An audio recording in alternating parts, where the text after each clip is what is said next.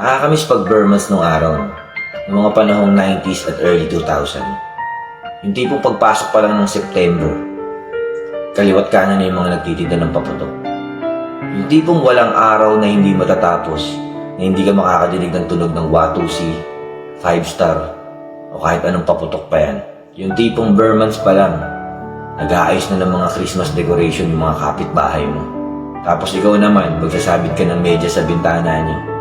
Kasi naniniwala ka, nabibigyan ka ng regalo ni Santa Claus. At habang papalapit ng papalapit ang December, palakas din ng palakas yung mga tunog ng paputok na nadidinig mo. Ang sarap tumambay sa gabi, habang nakatingin ka sa mga Christmas light ng kapitbahay nyo.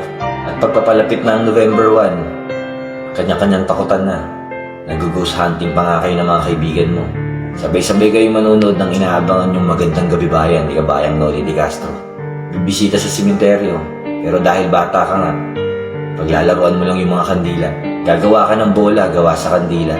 At pag di naman nakabisita sa simenteryo, yung mga kandila na nakatirik sa labas ng bahay niyo yung pagtitripan mo. November pa lang, nakakadinig ka na ng mga batang nangangaroling. Burmans na ata ang pinakamasayang araw at gabi sa mga kabataan. Para bang hindi nauubusan ng okasyon araw-araw. Hanggang sa sumapit ang Pasko at New Year na ulit. Hanggang sa hindi natin namamalayan na ilang taon na pala yung lumipas.